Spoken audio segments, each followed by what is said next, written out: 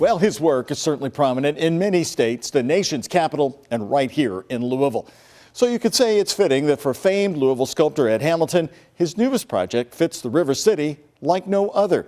From his Phoenix Hill studio, Hamilton tonight is giving me and now you the very first look at David Jones Sr., Humana co-founder, park builder, funder of education. The music moves the maestro. In this case, Louisville's most admired sculptor, Ed Hamilton. He's been given a new project. My concept, because I didn't really know what we were going to do. With hand-pasted full-size cutouts of his subject and photographs of him in nearly every corner, Hamilton was asked to bring to life one of Louisville's most successful business titans, David Jones, the co-founder of Humana. Normally you do historic figures. David Jones is an historic figure in a different way, a corporate giant, local businessman who grew up in West Louisville and did good here.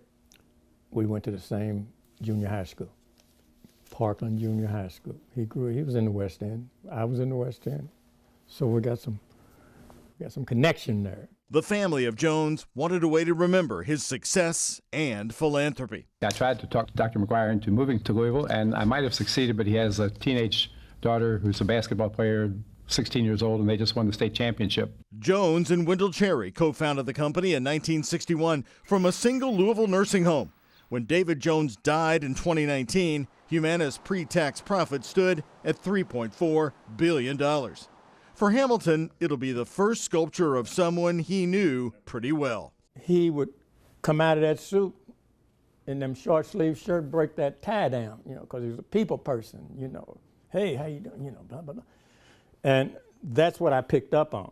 Jones, who never drove flashy cars, invested in education and parks. He created the parklands of Floyd's Fork. Dr. Kevin Cosby, president of Simmons College in Louisville, one of the country's oldest HBCUs, told me Simmons wouldn't be what it is today without David Jones's quiet and substantial investments.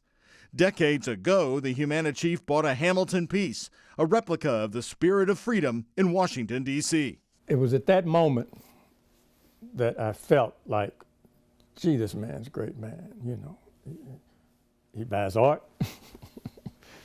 He's very comfortable to be around, He's built this empire, but he doesn't have an empire wearing it on his shoulders, you know what I'm saying? He's a people person, and that's what I liked about him. From this studio has come our most beloved president, U.S. Supreme Court justices, and top leaders in the African-American movement. Now at age 75, with David Jones, Ed Hamilton is creating a first. Originally, the Jones statue, which is still in the modeling stage, was going to go at the entrance of the Humana building. I think we're going to have some issues with the spacing, the darkness. Maybe we just don't want him to be so official looking. Now it'll be located right here in the park at the foot of the Humana Waterside building on East Main Street. Then came the hard part, getting the look right. I feel like a part of his personality, his kindness and his warmth. And that's a great picture, man. I like that image of him. Nailed it. So I'm very proud how the family has gotten involved with it, and they're pleased. If I can please them, then I'm happy. I'm not worried about the other people. I just wanted to please them. The finished product, a standing David Jones holding architect's plans, is still several months out. But this is the look that will preserve David Jones and his legacy forever. And one more question. Do you think David Jones would be honored that you're doing it? Yes. And I'll leave it at that. So when will David Jones be on display? Possibly by the end of this year or next year. Hamilton won't release it until it meets his high standard, especially for someone he knew personally.